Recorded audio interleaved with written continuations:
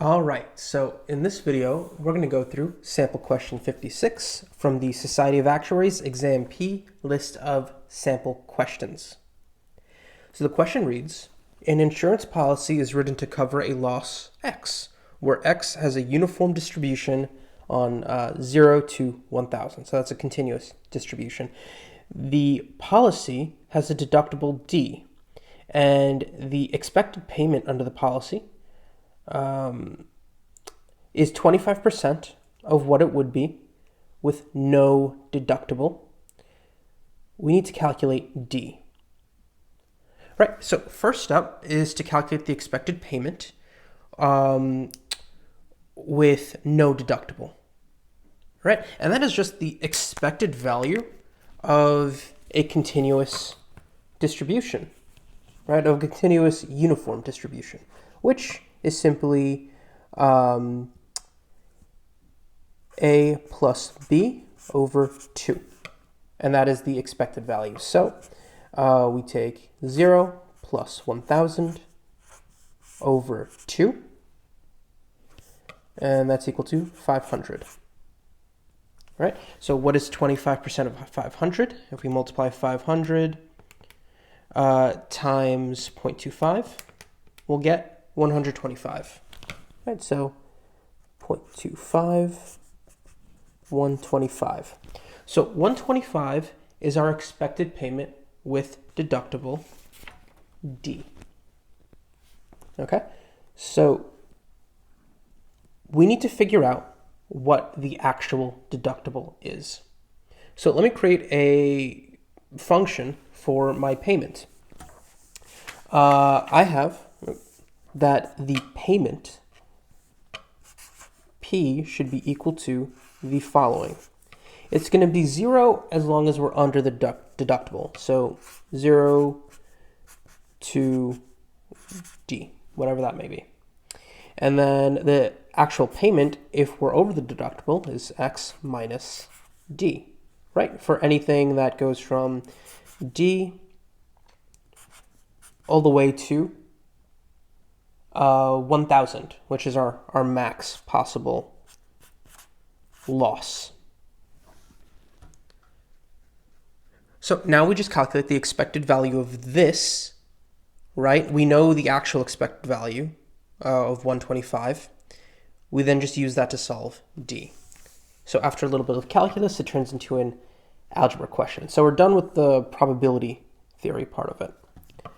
Now, the expected value should be equal to the integral of the payment, which is 0, multiplied by the probability of getting that payment, which, I mean, honestly doesn't matter in this case. It's 1 over 1,000, which is the PDF, right, for a uniform distribution, right, a continuous uniform. And this should be added to for when I do have a deductible, right? This actually goes from 0 to D. The integral from D to 1,000 of the payment, which is X minus D multiplied by the PDF, the probability density function of my loss, which is 1 over 1,000, right? And where I'm getting that equation from, the 1 over 1,000, that's just something you should have memorized. The density functions, CDFs, expected values of all these, continuous and discrete random variables. And I'll just put a dx over there. Right, so cleaning this up a little, I'm going to bring this constant to the outside. So this is going to be 1 over 1,000 on the outside. Integral from D to 1,000 of X minus D dx. And we know the expected value, that is 125. And to make it even a little bit simpler, I'm going to multiply the 1,000 to both sides. And I now have 125,000 is equal to the integral from D to 1,000 of X minus D dx. Now, as integrals go, this is as simple as we could ever hope for, right? So integrating this will end up with, right, I can split this up. I'll end up with 1/2 x squared going from d to 1,000. And then this will end up subtracted by dx, not to be confused with dx, from d to 1,000. And I have to just evaluate this. So let's see, this will become 1/2.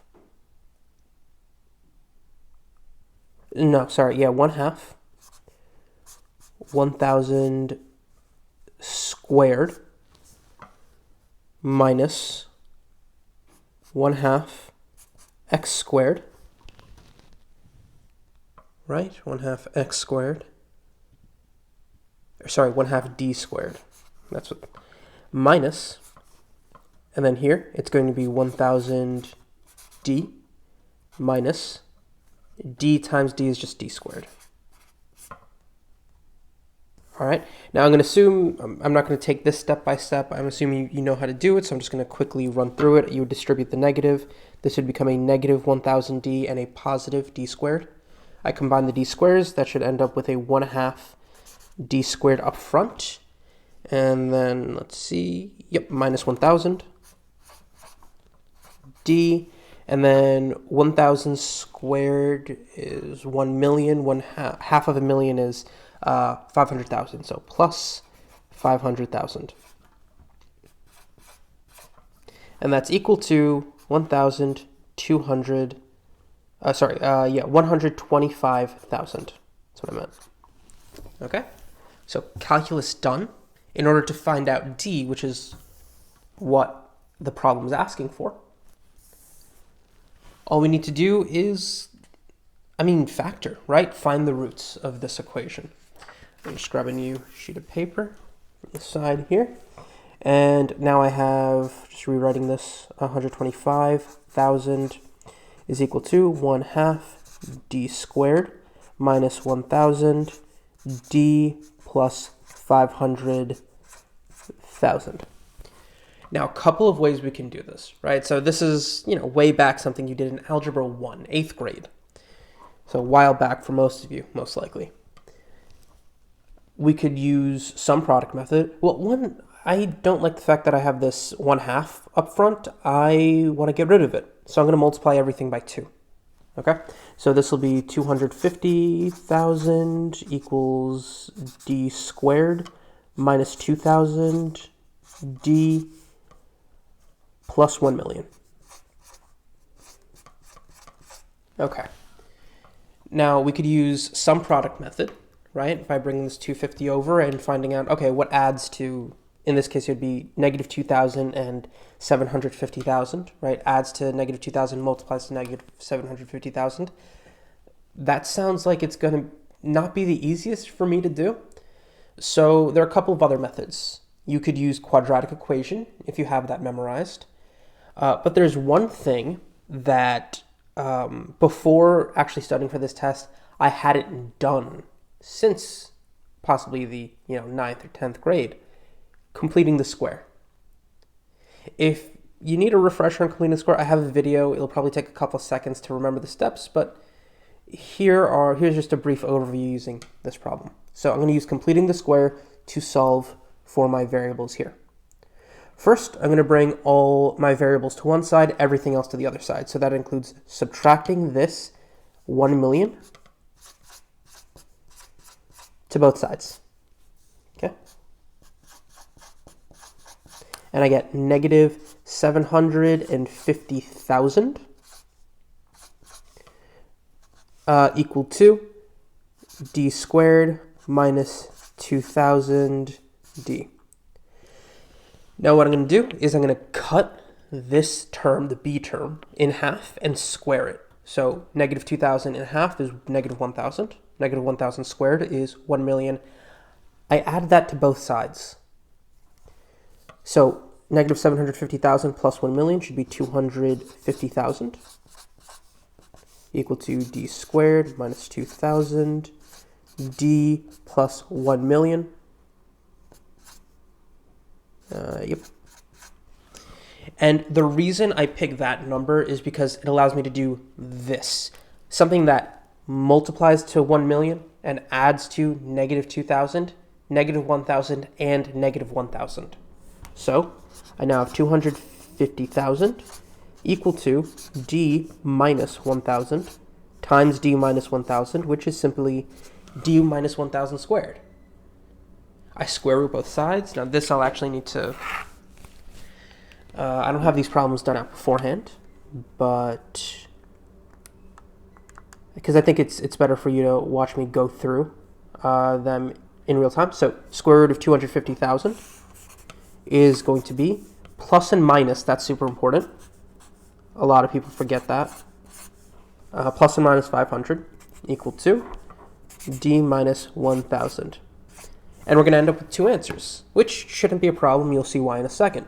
So I add 1,000 to both sides.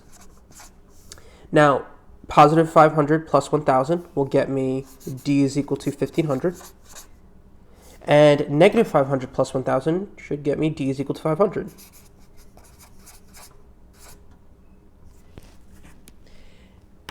Not 5,000. Okay?